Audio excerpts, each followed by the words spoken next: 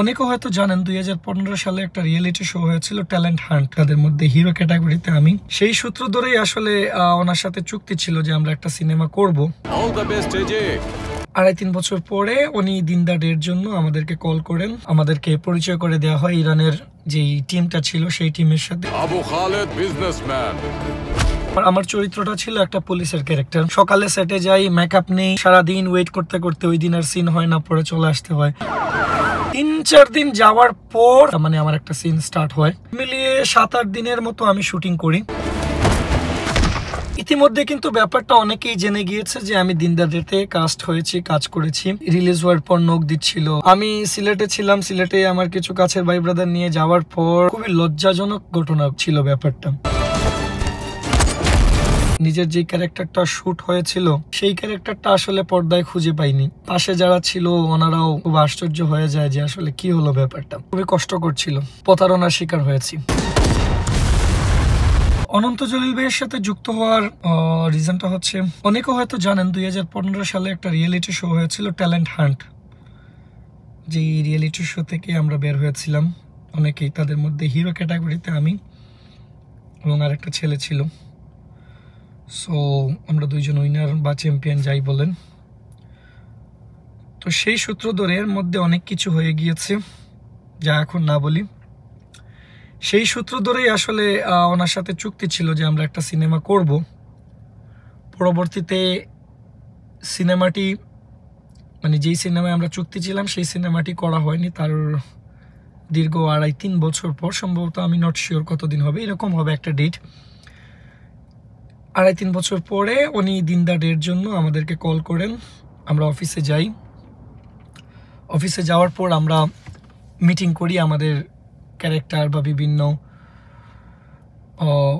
যার যার যেই অংশটুক বুঝিয়ে দেওয়া হয় এরকম করা হবে। তো আমরা সবাই সবার অংশটা বুঝে যে যার মতো চলে যাই। তারপরে আমাদেরকে ডাকা হয় কিছুদিন পরেই ওনার গার্মেন্টসের অফিসে। সেইখানে গিয়ে আমাদেরকে পরিচয় করে দেওয়া হয় ইরানের যেই টিমটা ছিল সেই টিমের সাথে, এবং আমাদের প্রত্যেকের ড্রেস আপের মেজারমেন্ট নেওয়া হয়। সো আসলে ওনার সাথে যে যুক্ত হওয়ার সম্পর্ক সেটা মূলত ওই রিয়েলিটি শোর মাধ্যমেই, ট্যালেন্ট হান্ট রিয়েলিটি শোর মাধ্যমেই ওনার সাথে, কারণ এই রিয়েলিটি শোটা ওনারই ছিল। তো ওনার ওই সোর্স ধরেই আমাদের ওনার সাথে একটা বড় ব্রেক নেয়ার আশা বা কাজ হওয়ার কথা ছিল। ফাইনালি আমরা দিন দা ডের শুটিংয়ে যাই। দিন দা ডের শুটিংয়ে যাওয়ার পর আমার চরিত্রটা ছিল একটা পুলিশের ক্যারেক্টার। সো পুলিশের কস্টিউম আমাকে ধরিয়ে দেওয়া হয়। সেই কস্টিউম নিয়ে আমি প্রথম দিন, দ্বিতীয় দিন, তৃতীয় দিন, চতুর্থ দিন এরকম 3-4 দিন শুধু সকালে সেটে যাই, মেকআপ নেই, মেকআপ নিয়ে তারপর সারাদিন ওয়েট করতে করতে ওই দিন আর সিন হয় না, পরে চলে আসতে হয়। এরকম করে 3-4টা দিন চলে যায়। সকালে যাই, মেকআপ নিয়ে সারাদিন ওয়েট করতে করতে দেন আবার বাসায় এসে নামিয়ে দিয়ে যায় ওনাদের টিম। 3-4 দিন যাওয়ার পর ফাইনালি আমার একটা শ্যুট মানে আমার একটা সিন স্টার্ট হয়। তো চেসিংয়ের একটা শট ছিল, সেইটা দিয়ে আমার প্রথম 4 দিনের মাথায় আমার শ্যুটটা নেওয়া হয়। এরপরে ওইখানে এইটুক শেষ হয়। দেন আরও আরেকদিন ওইখানে শ্যুট হয়, যেটা শুটিং হয়েছিল 300 ফিটে, পূর্বাচল 300 ফিটে। এরপরে ওনার এরপরে যে 2টা সিন ছিল ওনার, সেটা হয়েছিল ওনার ফ্যাক্টরিতে। তো ওইখানে আমার সিনটা এরকম ছিল যে ওনার ছেলেকে আমি রেস্কিউ করব ভিলেনদের হাত থেকে। তো এইটারও আরও 2-3 দিন শ্যুট হয়। সব মিলিয়ে 7-8 দিনের মতো আমি শুটিং করি। 7-8 দিনের মধ্যে 3-4 দিন শুধু যাওয়া আসাই চলে যায়, আর বাকি আরও 3-4 দিনের মতো আমার ক্যামেরার সামনে কাজ করার সুযোগটা হয়েছিল। তো মূলত একটা পুলিশ অফিসারের ক্যারেক্টার করেছিলাম ওই সিনেমার ভিতরে।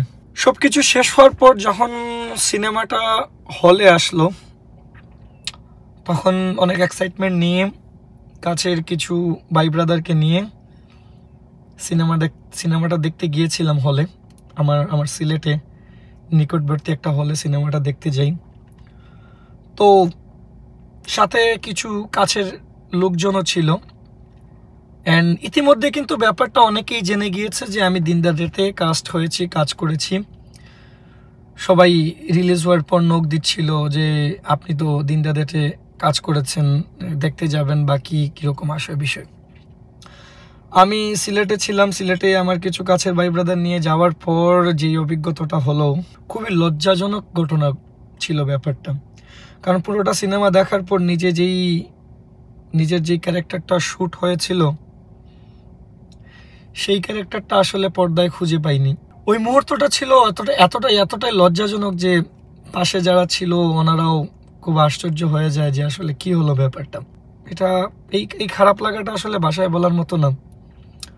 আমরা যারা নতুন, যারা আসলে মিডিয়ায় কাজ করার স্বপ্ন দেখি, মিডিয়ায় কাজ করতে চাই, তাদের সাথে আসলে এই ধরনের জিনিসগুলো খুবই কষ্টকর। যারা এটা ফেস করছে বা হয়তো সামনে করবে কারো মাধ্যমে, তারা বুঝতে পারবে যে এত লজ্জাজনক ঘটনাটা আসলে ওভারকাম করে ওঠাটা কতটা কষ্টের। এতটা কষ্ট করলাম, স্ট্রাগল করলাম, 8-10 দিন সেটে যাওয়া আসা করলাম, ফাইনালি শ্যুট করলাম। শ্যুট করার পর স্ক্রিনে যখন নিজেকে দেখতে পারলাম না, এটা আসলে বলার মতো না।